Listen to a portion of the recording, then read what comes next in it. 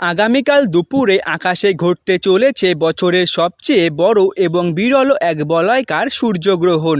ভারতীয় এবং বাংলাদেশের সময় অনুযায়ী বিকেল ৩:২৬ শুরু হয়ে সন্ধ্যা ৭:৫৭ পর্যন্ত চলবে এই গ্রহণ। প্রায় ৪.৫ ঘন্টা স্থায়ী হবে আর সর্বোচ্চ পর্যায়ে পৌঁছবে প্রায় বিকেল ৫:৪০। গ্রহণ চলাকালীন নেতিবাচক শক্তির হাত থেকে বাঁচতে গর্ভবতী মহিলাদের বিশেষ সতর্কতা অবলম্বন করার পরামর্শ দেওয়া হয়েছে। এই গ্রহণ সম্পর্কে গুরুত্বপূর্ণ তথ্য জানতে ভিডিওটি শেষ পর্যন্ত দেখুন।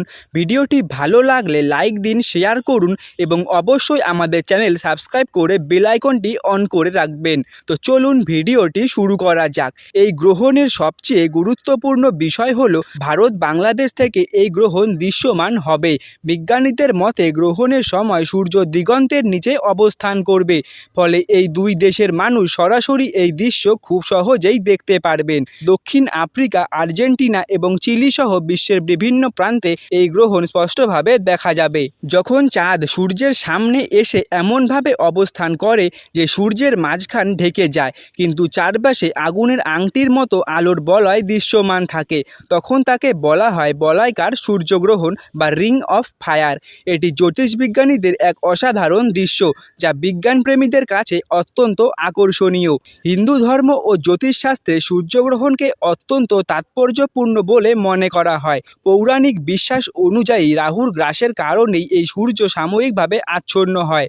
এবার এই গ্রহণ ভারতে দৃশ্যমান হবে, তাই দেশে সূতককাল কার্যকর থাকবে এবং মন্দির দেবালয়ে নিয়মিত পূজা আর্চনায় বাধা থাকবে। শাস্ত্রে গ্রহণ চলাকালীন কিছু সতর্কতা উল্লেখ রয়েছে, যেমন গ্রহণ চলাকালীন গর্ভবতী মহিলাদের বিশেষ সতর্কতা অবলম্বন করা উচিত। সূচ, কাঁচি বা ধারালো জিনিস ব্যবহার না করাই ভালো বলে মনে করা হয়। দেবমূর্তি স্পর্শ থেকে বিরত থাকার পরামর্শ দেওয়া হয়েছে।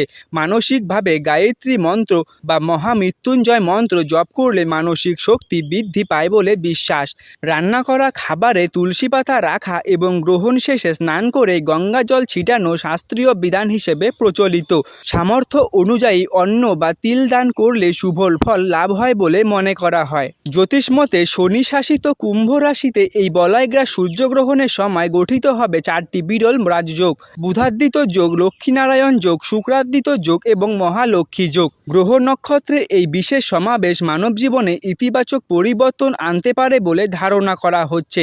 বিশেষ করে 3টি রাশির জাতকদের জন্য এই সময়টি অত্যন্ত শুভ বলে মনে করা হচ্ছে, যেমন মেষ রাশি, মিথুন রাশি এবং সিংহ রাশি। মেষ রাশিতে কর্মক্ষেত্রে উন্নতির সুযোগ তৈরি হবে। ব্যবসায় নতুন চুক্তি বা লাভের সম্ভাবনা রয়েছে। আর্থিক অবস্থা মজবুত হতে পারে এবং যানবাহন বা সম্পত্তি কেনার যোগ দেখা যাচ্ছে। যাদের মিথুন রাশি রয়েছে তাদের আয়ের নতুন উৎস তৈরি হতে পারে। পারিবারিক জীবনে শান্তি বজায় থাকবে। নতুন যোগাযোগ ভবিষ্যতে লাভজনক প্রমাণিত হতে পারে। একই সাথে সিংহ রাশিতে দীর্ঘদিনের আটকে থাকা কাজ সম্পন্ন হতে পারে।